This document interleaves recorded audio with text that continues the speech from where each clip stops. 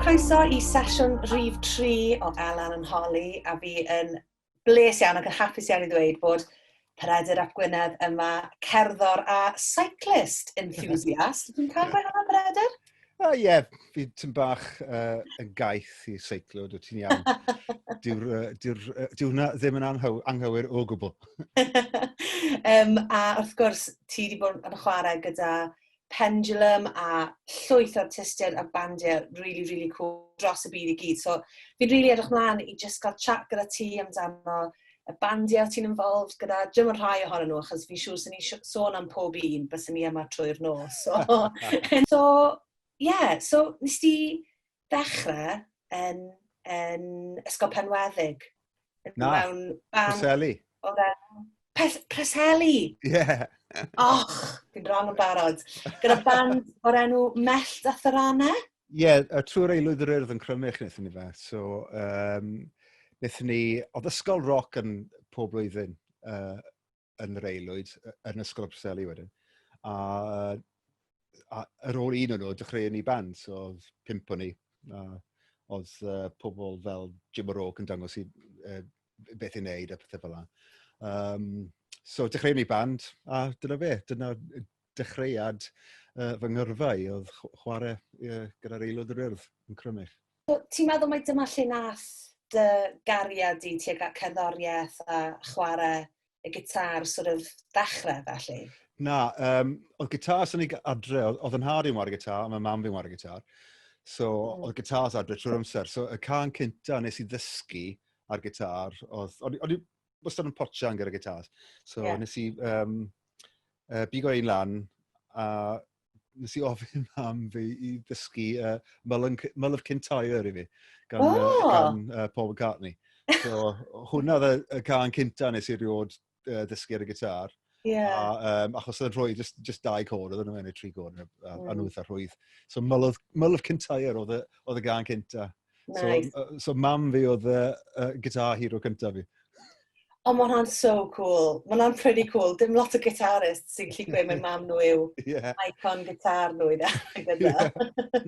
Amazing. A wedyn, so mynd o dechrau gyda Mellt a Thyranau, a wedyn, yr ail band o ti'n gwybod gyda Pendro. Ydych chi dweud mwy am y band yna? Wel, oedd yr un rai, do mas Mellt a Thyranau nath Pendro, just yr un canwr, just aelod y gwanol yna fe. Dal o ysgol y Preseli, ond oedd y canwr o ysgol Brwmyrddin oedd o Gyfyrddin. So, just band rock trwmol eto, ond da'r un rhai yr un aelodau bron bod, a just enw gwahanol, y caneuon gwahanol yn gyd. Ie, achos o'n i'n ifanc iawn pryd ni, so o'n I ddim yn hollol serious o beth o'n i'n neud. Oedd yn hwyl fawr I ware yn y band yna. Fi'n dal gallu ware'r caneuon nawr, y caneuon gret. Os ti'n licio metal. So, yeah. So na fe, oedd dysgu ni lot fawr yn yr aelwyd yn yr ysgol gyda'r band. So, y cyfnod yma, pa fath o music o ti'n gwrando arno? Achos os mae metal bands o'n nhw? Yeah, just metal. Na gyd ysti'n gwrando arno? Wel, bron bod. Tan o'n i bod 16, just metal. Wel, na gyd fi'n gwrando arno nawr, really. Metal ydy fi. So, ond ar ôl bod 16, dechreuais I gwrando mwy ar pethau. O'n i'n gwrando lot mwy o stwff clasurol a stwff mwy jazz modern a stwff jazz fusion. So, o'n i'n gwrando lot mwy ar stwff fusion wedyn ar ôl fi gadael ysgol. O wedyn, just ôl I gwrando ar heavy metal eto. Wastad yn mynd ôl I heavy metal, sy'n gweld. Well, if it makes sense, ynda. So, fel, ar pa bwynt te fel, achos mae loads o blant, loads o bobl ifanc yn tyfu fyny mewn lot o bands ac yn chwarae gyda mates nhw, ond ar pa bwynt o ti fel, fi moyn neud hwn fel gyrfa? O, reit. Nath 2 berson weid wrtho fe, allai wneud fel gyrfa. O'n I byth wedi meddwl amdano, o'n I ddim yn gwybod beth o'n i'n wneud pan o'n i'n ysgol. So, wnaethon ni rhaglen teledu gyda Ray Jones. Oedd Ray Jones canwr oedd ond oedd a band I hun gyda fe nôl yr adeg ni. ond oedd e hefyd yn roadie bands fel AC/DC a Yes, a Jethro Tull, so wnaethon ni rhaglen dyledu gyda fi, a wedodd e, ti'n beth allet ti'n neud o'n proffesiwn. A wedyn, nes i rhyw fath o ysgol roc bach gyda Myfyr Isaac. Just rhai misiodd ar ôl i, a wedodd e gwmwys yr un peth. Allet ti'n neud o'n fel gyrfa, ti eisiau? O'n i'n meddwl, all right then. So wedyn, nes i benderfynu wneud cyddoriaeth o lefel A. A ar ôl wneud cyddoriaeth o lefel A, sy'n mlaen i Goleg Goldsmith yn Llundain i wneud gradd cyddoriaeth. So nes i hollol serious wedyn. Amazing. A fi siŵr yn Goldsmiths, nes ti gwrdd a gymaint o bobl oedd, siŵr o fod, yn yr un byd a ti, a oedd yn ddiddori yn yr un pethau a ti hefyd. Pwy fath o bobl nes ti gwrdd â fyna? Oedd pobl oedd yn yr un flwyddyn a fi, mae lot yn nhw'n, mae rhai yn nhw'n, un yn nhw'n gyfansoddwr, enwog, boi nhw Paul Englishby, fe nath cyddoriaeth i Luther a pethau fel la, mae wedi gwneud lot o bethau. Bach yn enw, sawl person wneud pethau teledu fel la. Ond oedd nes i gael gwersi gyda bach yn enw Hussein Boone, fel gwersi gitar jazz. A ar ôl hwnna, oedd e mewn band o'r enw Beats International. Oedd e'n wario gitar mewn Beats International a band o'r enw Microgroove. A nath e benderfynu gadael y ddoi nhw. A nath e weithio nhw, so fi'n gadael y band, ond fi eisiau'r boi mae gymryd drosodd. So i'n disgrifio am fi. So na pwy oedd Beats International, oedd Norman Cook, sef Fatboy Slim. So na gig cynta proffesiynol fi. Unwaith nes i adael prifysgol, nes i straight mewn i'r gig na. Wow, what a first gig. All right. Yeah, that's pretty cool. So, o'n newydd gael, cwpl o flynyddoedd cyn i, nhw wedi cael number one, so o'n i'n meddwl, oh, great. In the deep end we go. Yeah, right. A wrth gwrs, mae angen sôn hefyd, am y bands nes ti wara gyda yng Nghymru hefyd, achos nes ti wara gyda datblygu yn ystod i album nhw Libertino. A nes ti wneud sessions gyda John Peel hefyd. Do, oedd Dave a'r band, oedd Reinald oedd yn wario bas yn y band, oedd Reinald yn coleg yn Aberystwyth, yn Brawdi.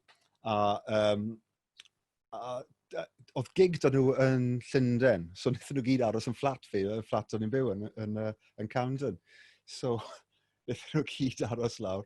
A fi credu, nath Dave ofyn i fi wario gitar yn ystod i'r gig na.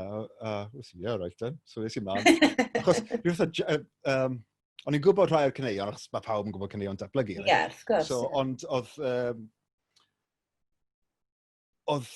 eitha attitude eitha jam band gyda fe, so oedd ti'n mynd ar y llwyfan yno, dim eisiau marfer, achos just byrfyfyr oedd lot yna fe, just improvise oedd e. So wnaethon ni cwpl o gigs yn Llundain, a wedyn nath e ofyn i fi, ffonodd e fi lan, mae Peel session dy fi, wrthos nesaf, neu bryd rhaid, ti eisiau ar y gitar? You're right, then. So wnaethon ni droi lan, le o'n ni, yn studio Maid of Vale o'n ni. Wow. Maid of Vale.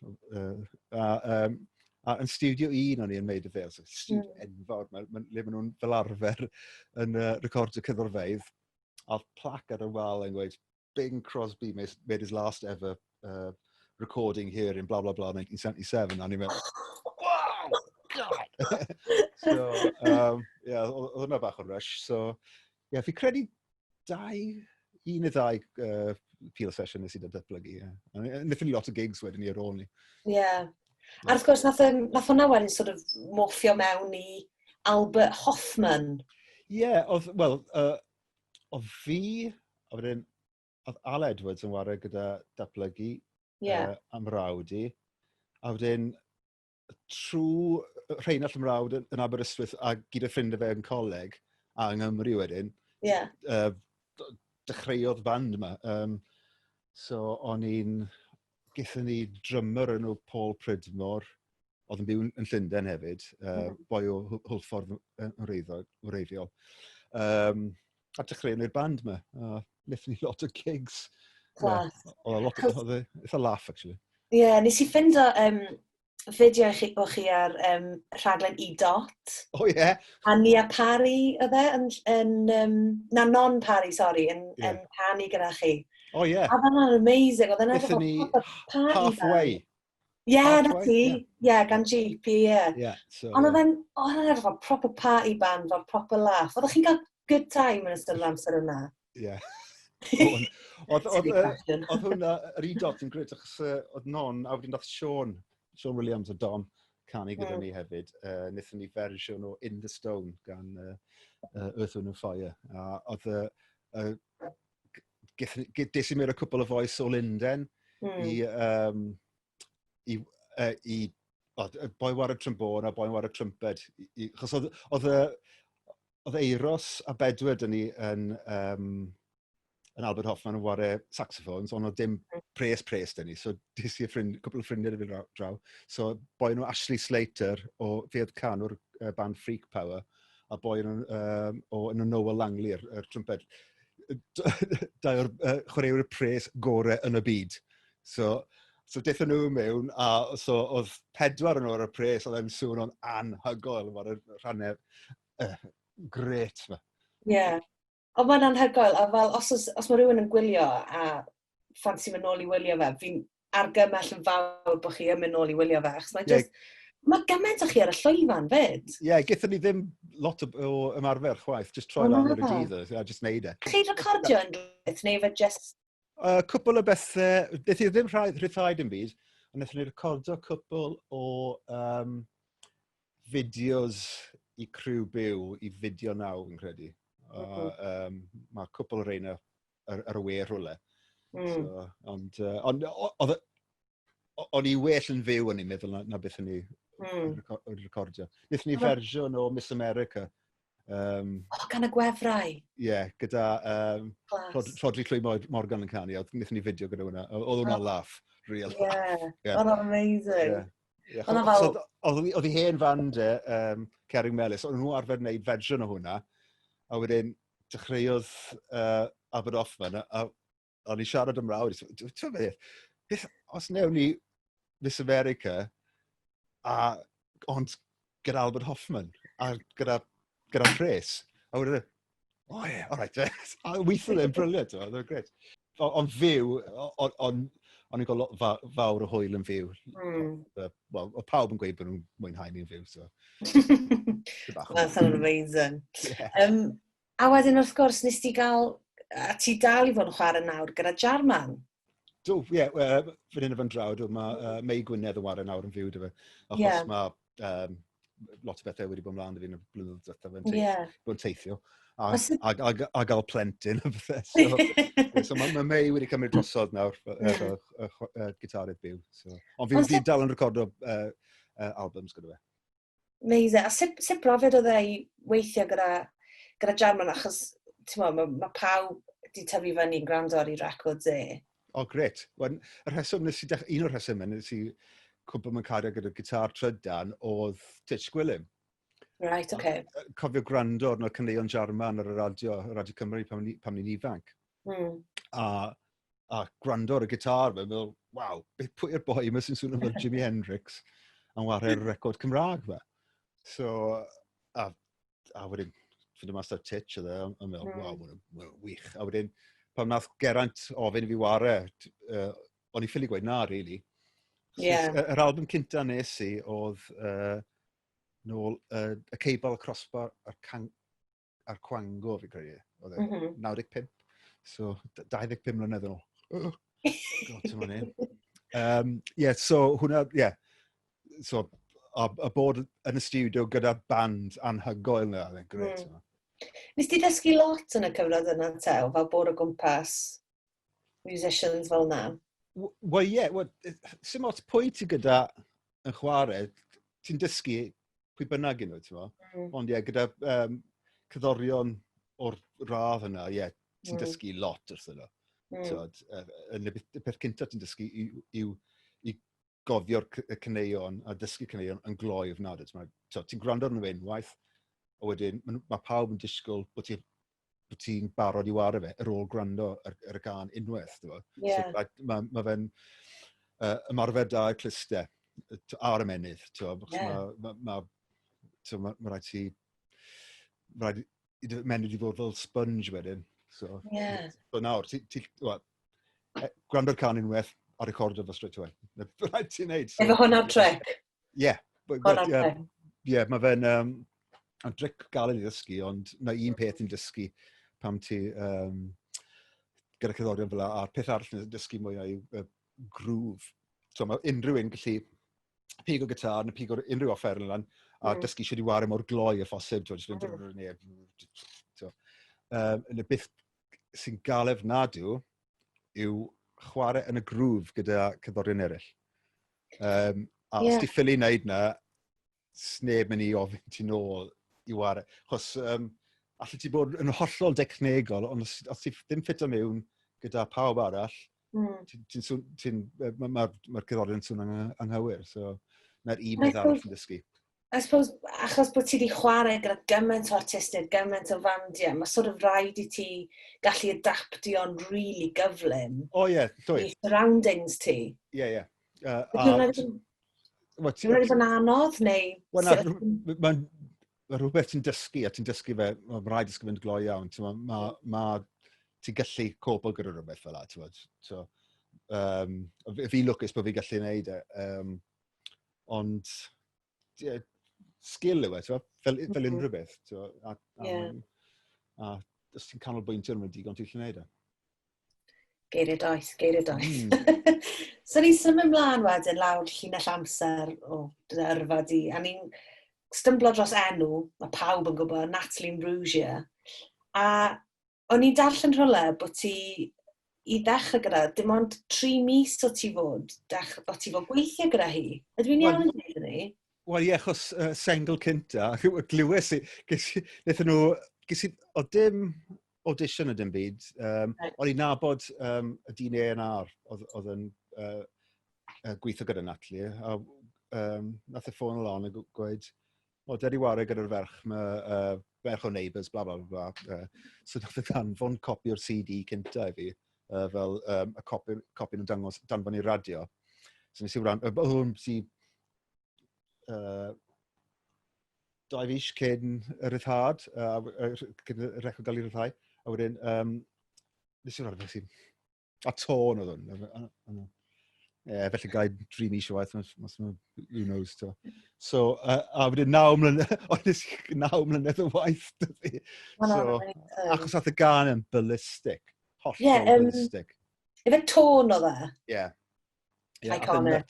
Oedd e'n ar ôl pethefnos o'r record, yr sengl yn cael ei ryddhau, ond oedd e wedi ryddhau'r album eto, oedd wedi talu nôl i'r fancy. So, pam ti'n arwyddo gyda cwmni recordiau, maen nhw'n rhoi advance i ti o gweud 100,000. Bydde ni wedi meddwl bydde hyd bod 100,000, 100,000 i recordio'r album, i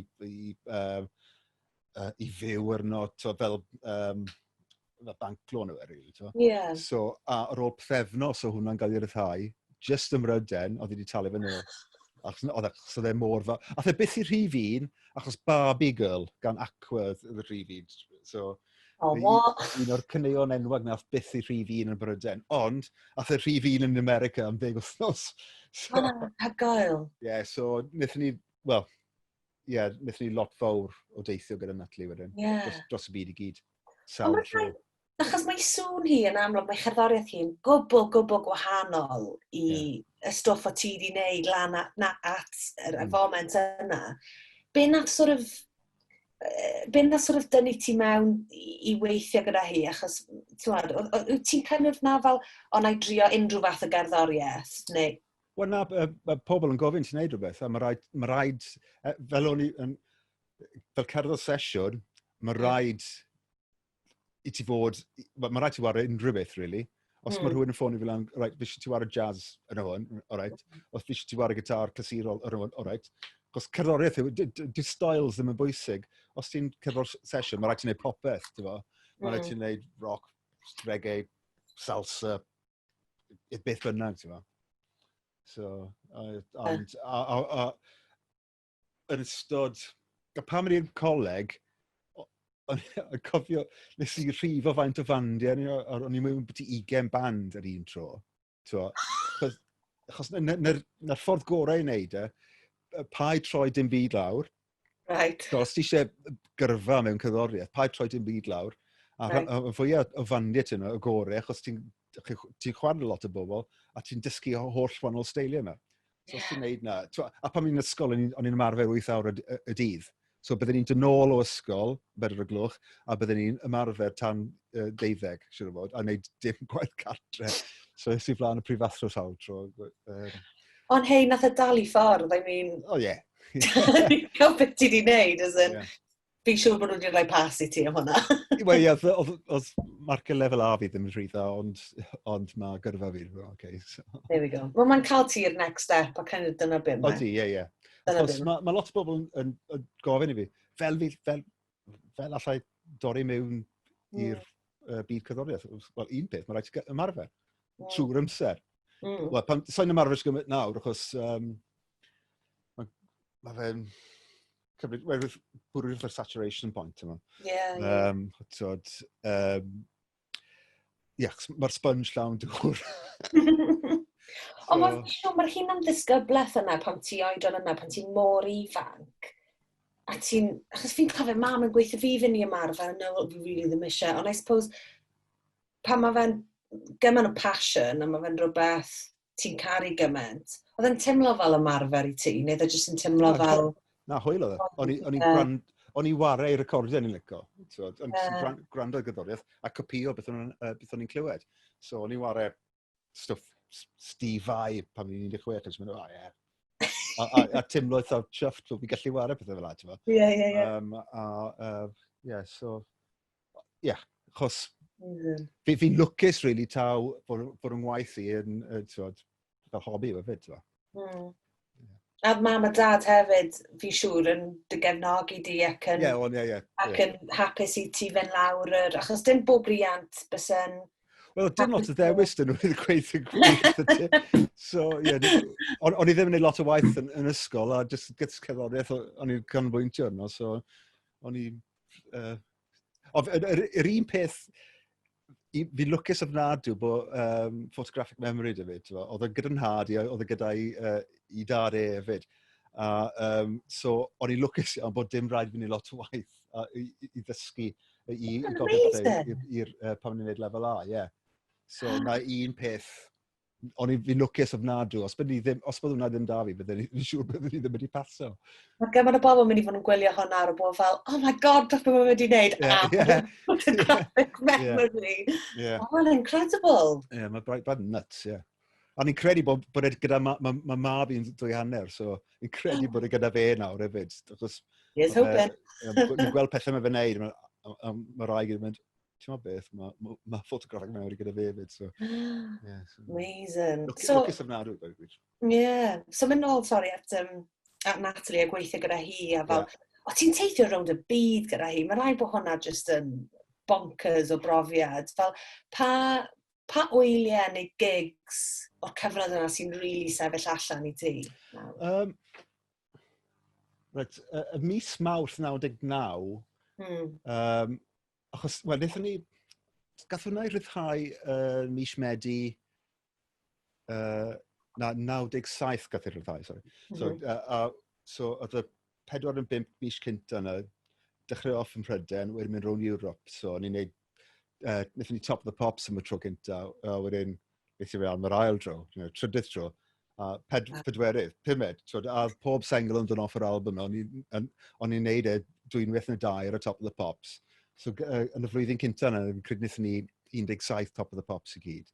A wedyn, na pam darodd i fi pa mor fawr oedd y gan yna, o pam eithon ni i America am y tro cynta gyda Natalie, sef 98, Mawrth 98, i wneud rhaglen David Letterman a Saturday Night Live. A na le o'n i, okay. Right, ie. Waw. Ie. Oedd na, pan wnaethon ni Saturday Night Live, nes i weld ar sioe, ond i byth wedi gweld e. Ond o'n i'n America, o'n i'n byw yn America tua 7 blwyddyn, 8 mlynedd ar ôl ni. A o'n i'n byw yn Los Angeles. A oedd hwnna, y Saturday Night Live ni, ar y teledu. O'n i'n edrych yna fe, jiw, hwnna'n good. A wedyn, ar diwedd y rhaglen, pan maen nhw'n gwneud pawb yn chwibio ta-ta, o'n i'n dawnsio gyda Will Ferrell. Oedd ffrind o fi, so, hey, you're dancing with Will Ferrell. So, good God, I am as well.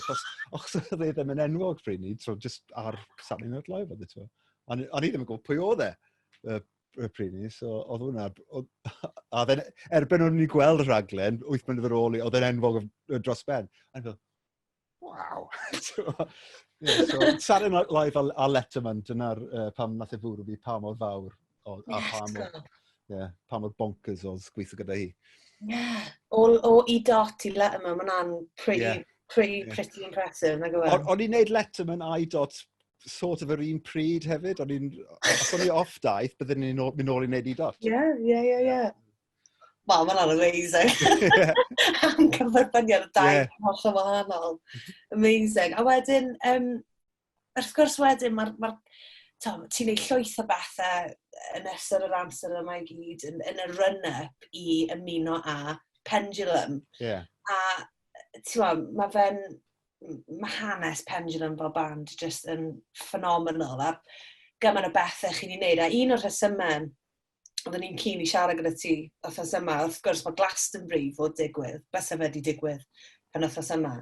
A ges i'r cyfle i wario yn Glastonbury, sydd just yn incredible. A fi wedi gwylio peth o'r footage nôl, a ar ôl hon, os chi'n gwylio hon, mae rai chi mynd ôl i wylio fe, cos mae just yn amazing. Fel, be oedd hwnna fel? Dwi'n gwybod beth oedd gofyn am Glastonbury, fel be oedd hwnna fel? Os daw 2009, wyt ti'n meddwl amdano, dwi fe?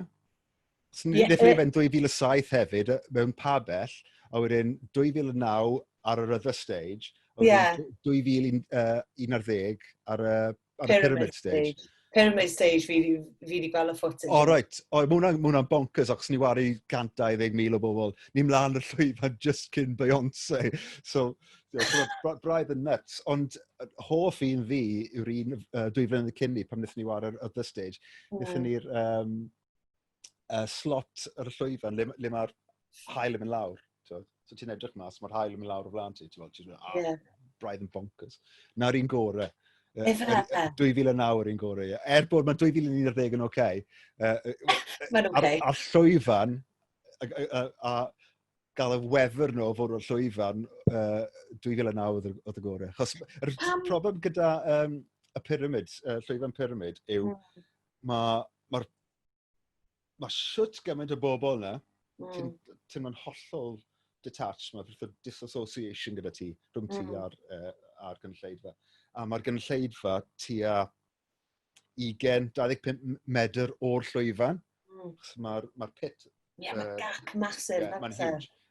A ti'n cael problem gweld y llinell gynta, so ti'n kind of gallu gweld nhw, ond maen nhw 25 medr pam ti'r llwyfan mor uchel â ni, a ti'n edrych lawr yn nhw fel ad. Mae fe braidd yn... Mae'r dissociative thing yn digwydd.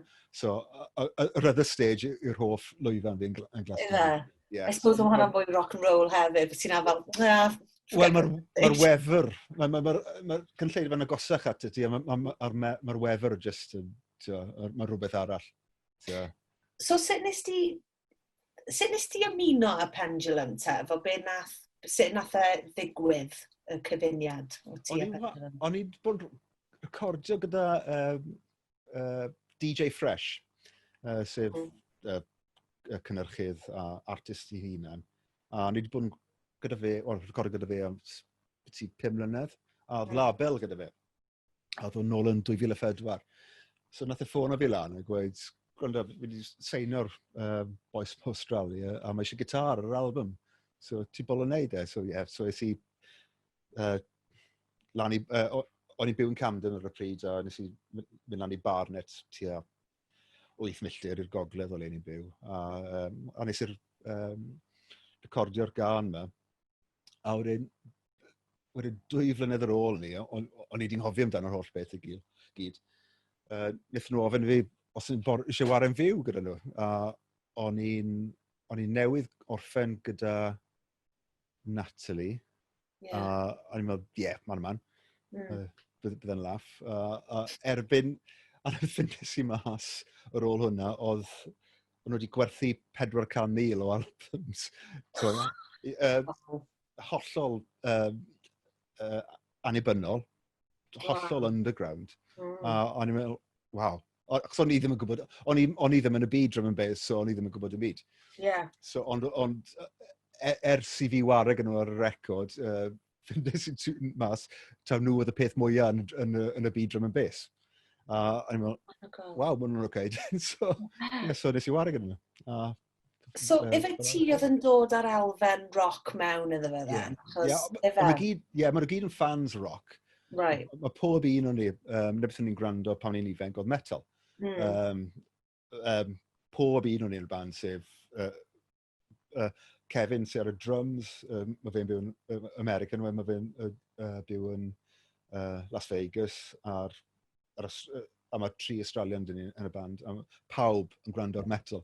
So, gyda ni cyfuno drum and bass a metal, a just mynd, wow. A ti'n cael pendulum. Oedd yr album cynta ddim lot o metal yn y fe gwbl. Oedd hwnna mwy traddodiadol drum and bass. So wedyn, erbyn wnaethon ni recordio'r album, oedd lot fwy o guitars, yn lot fwy o guitars trwm.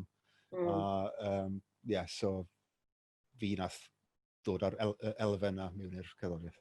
Anhygoel. Achos nes i hefyd wylio, o'n i'n gweithio ti cyn bod ni ddechrau recordio hwn, bod fi wedi gwylio cyfweliad gyda ti yn Denmark. Gyda ti gyda dy dechnegydd guitars di. Fyna beth ti'n cael nhw guitar tech, efo? Guitar tech, ie. Ie.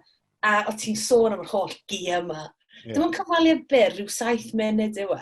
Ti'n sôn am yr holl gear yma, a'r stuff ti'n defnyddio. So fel, ar gyfer classic pendulum set, sawl gitar o ti'n defnyddio mewn un set?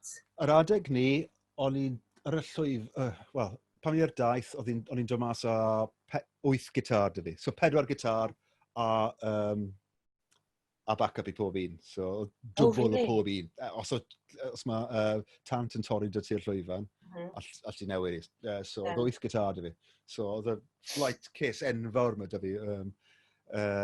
A just rack o gitars, thing enfawr fel la. Ty bach fel wardrobe. Oedd 8 gitar gyda fi yr ochr fi llwyfan, a 8 bas ar yr ochr arall gyda Gareth, y bass player.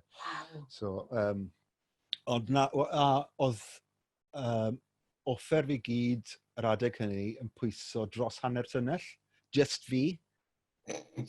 So amps, speaker cabinets, the guitars, oedd popeth mewn flight cases, oedd yn nuts. Ond nawr, mae pethau wedi newid siwt gymaint. Mae rig fi nawr byti 10% pwysau beth oedd e. Waw. Achos mae popeth wedi lleihau eisiau gymaint. Waw. Dynyddio lot llai, siwr fod y daith nesaf byddwn ni yn neud, bydd dim amp o gwbl dy fi ar llwyfan. Just, byddwn nhw'n gadw pedalboard, so ti'n plwgo mewn i'r pedalboard, mae'n just mynd mas straight i'r PA. So, beth yw maint y pedalboard ma? Says na. So dwi ddim yn... Mae fel awr fyna, ond allai ddim dangos i ti. So dwi ddim yn un huge te? Actually, trial sylwi'r camera. Fi'n intrigued. Waw! Cool! Dyna gyd yw e. Mae gyd yw e? A dim amp? Na. Fascinating. So mae'r byd, ochr technegol cydroedd wedi newid sy'n gymaint yn y 10 munud diwetha. Sy'n eisiau'r pethau mawr yn ymwneud i'r agor. Ti'n gallu gael yr un sŵn mas o pethau bach. Allen ni gael yr un sŵn mas o rhywbeth seis na. Allen ni gael rhywbeth moced fi os byddwn ni eisiau.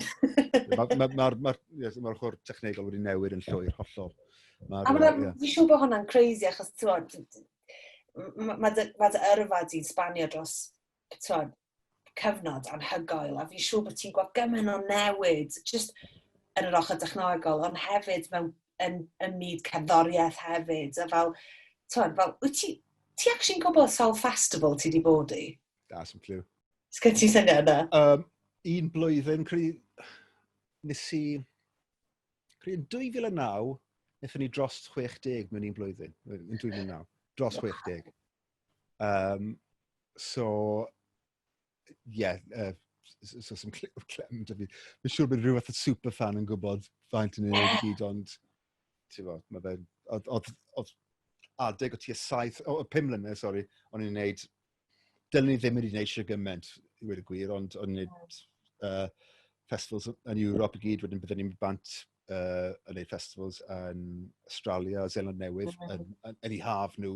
So byddwn ni'n just mynd round a round y byd yn gwneud taith festivals. Wow. Oedd yn fi-stop am tua 5 mlynedd.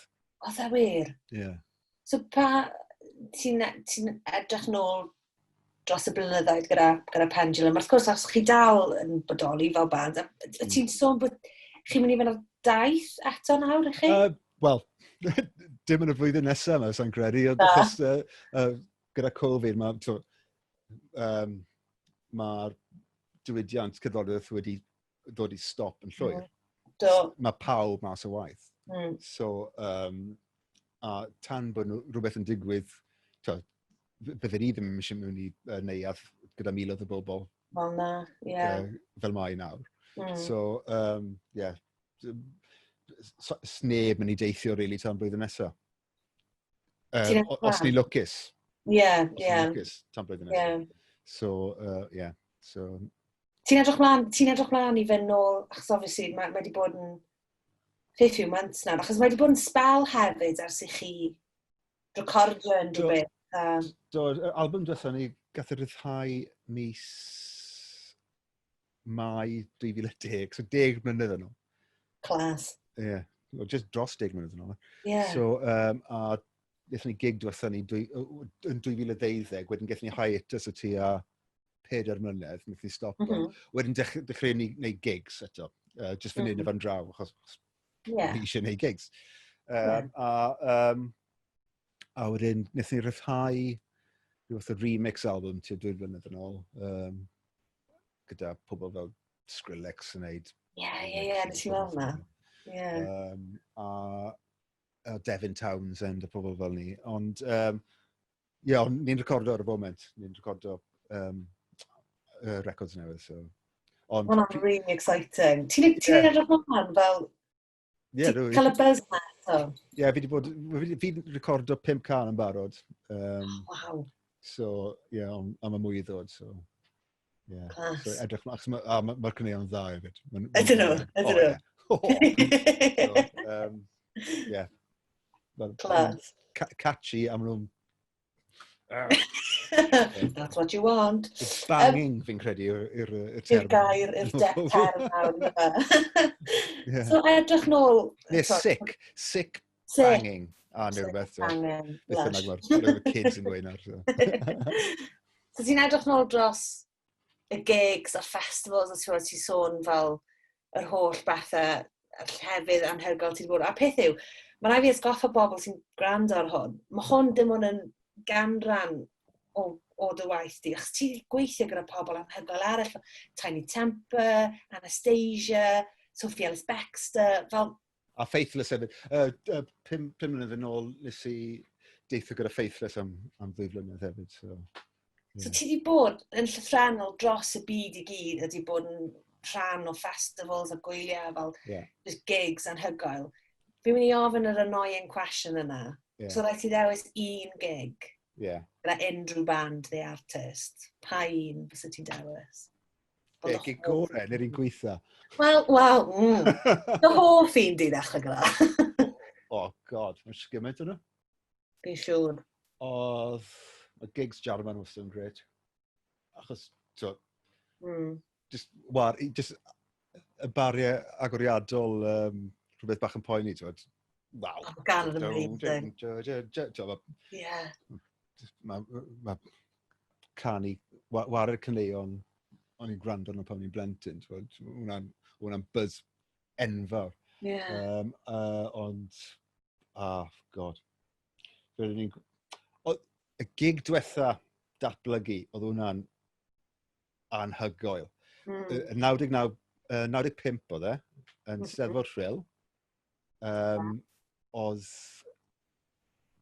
hwn cyn hiatus mawr y band, cyn nhw ddechrau llynedd neu flwyddyn cyn.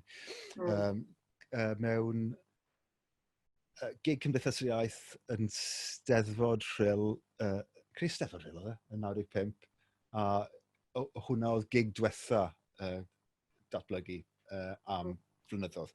Dros 20 mlynedd. So fi, Rheinallt, mrawd o'r bas, a Aled Richards o Catatonia war y drums. So Catatonia yn war yn noswaith ar ôl ni. So, sa'n cofio pa reswm oedd goffon ni gael Aled mewn.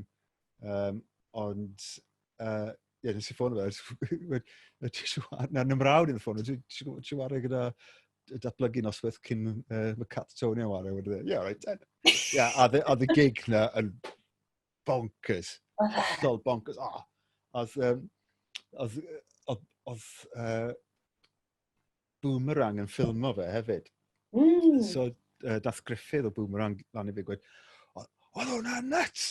Un o'r gigs gorau fi roed wedi gweld, oedd e'n hollol wefreiddiol, a pawb jyst yn byrfyrio'r llwyfan, a ni'n mewn i pethau i'r riffs Led Zeppelin, a oedd gyda Aled yn drummer rock. Mae'n gwneud unrhyw beth, ond wneud y stwff John Bonham na, y drums, a fi ar allan, oedd Dave yn anhygoel yn oswaith ni. Oedd un o'r gigs gorau. Ond hefyd y gig na 2009 yn Glastonbury. Oedd yna un o'r... Wnaethon ni fersiwn. O'n i arfer yn rhoi y cover version mewn un bach cheeky fan hyn o fan draw. A wnaethon ni... can Calvin Harris. You're Not Alone, dwi? You're Not Alone. Credu hwnna, wnaethon ni fersiwn o hwnna. A hwnna tyn bach yn viral wedyn. Achos wnaethon ni creu nos Wener wnaethon ni ware. Achos oedd y fersiwn mor sick, neu bangin. Oedd cadwodd y BBC ware fe trwy'r penwythnos. So, hwnna gath i ware mwyaf o unrhyw act yr y Glastonbury na. O hwnna nath pwysio ni lan i'n rheng yn uwch, ti'n gwybod. So, o'n i fyna, a wedyn ar ôl Glastonbury, oedd e, bwm, fyna, a wedyn, bwm.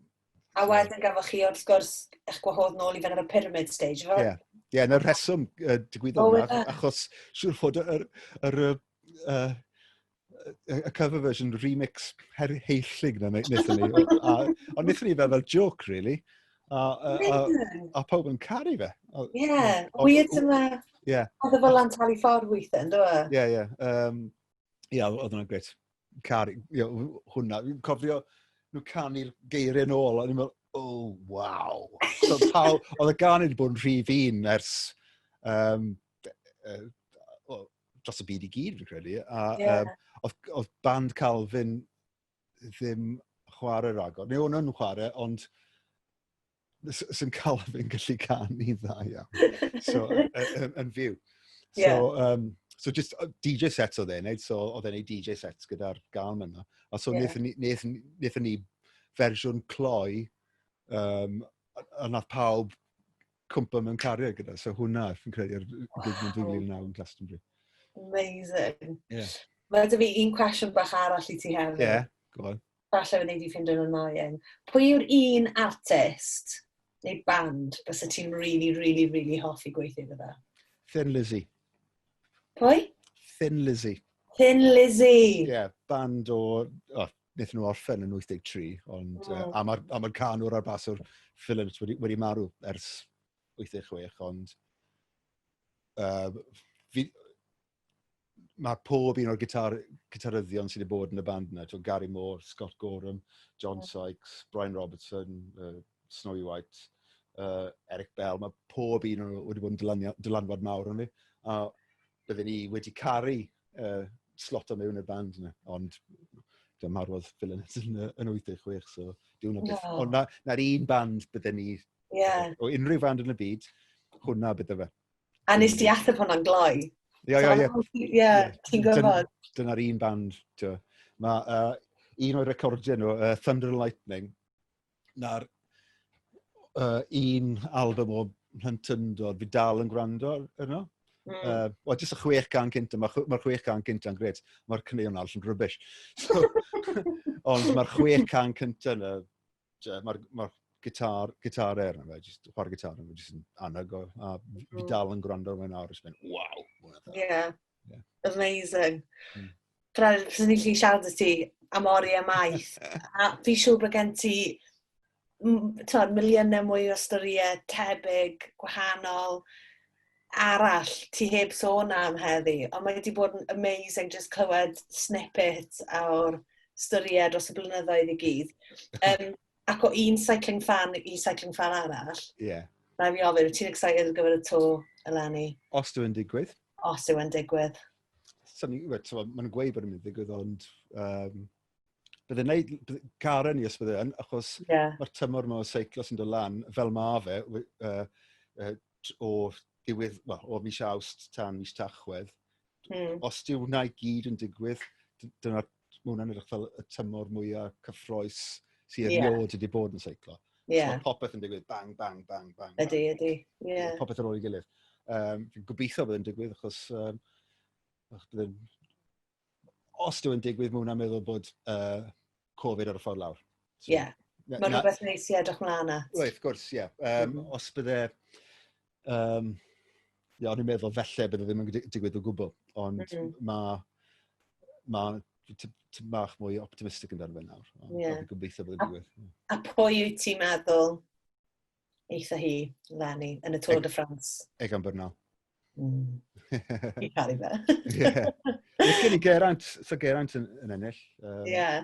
Ond Egan Bernal, oedd Geraint yn agos llynedd. Ond oedd e dal munud tu ôl, oedd yn ail, so oedd e dal munud. A mae'n munud yn y Tour de France yn... Mae'n fod yn awr. Amazing. Wel, allu siarad am seiclo gyda ti am oriau maith hefyd. Diolch yn fawr iawn, mae wedi bod yn honest to God yn bleser siarad gyda ti. A pob lwc gyda'r album. A gyda'r gobeithio'r teithio a'r gigs fydd y dod yn sgil hynny. Yn lyflu siarad gyda ti. Diolch yn fawr i ti. Diolch.